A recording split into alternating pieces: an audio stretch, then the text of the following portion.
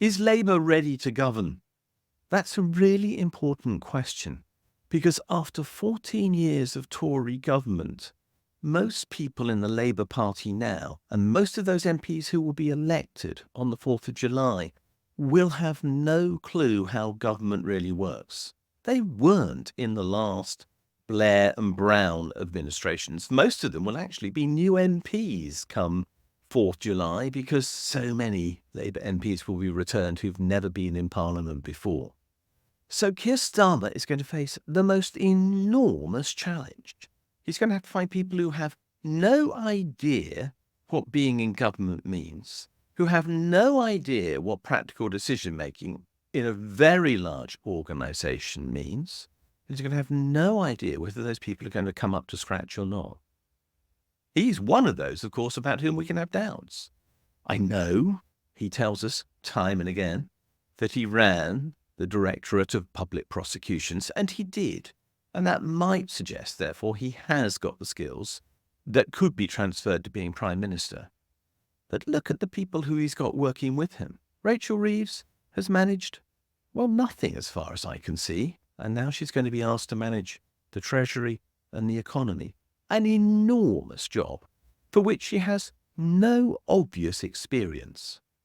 Wes Streeting is going to be in charge of the NHS. He has precisely no management experience as far as I can see.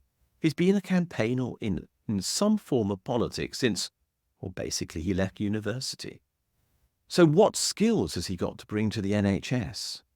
How does he know how to get the best out of the myriad of people who will be working for him directly, let alone indirectly, right across the NHS? I have no way of knowing. We are leaping into the dark. Now, I'm not saying that that shouldn't happen.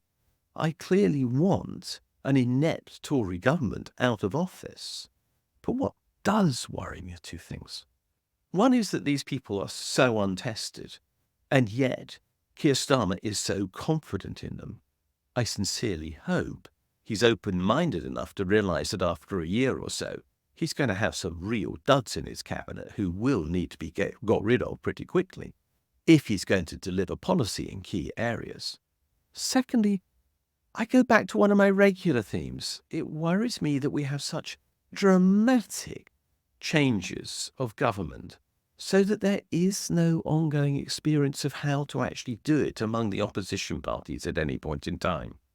If we had a system of proportional representation, single transferable votes in multi-member constituencies across this country, so that Parliament much better reflected the will of the people of this country, and that there were therefore many more parties in Parliament than there are now, many more of which will eventually form a part of a government at some time, that experience of being in office would be more widely spread.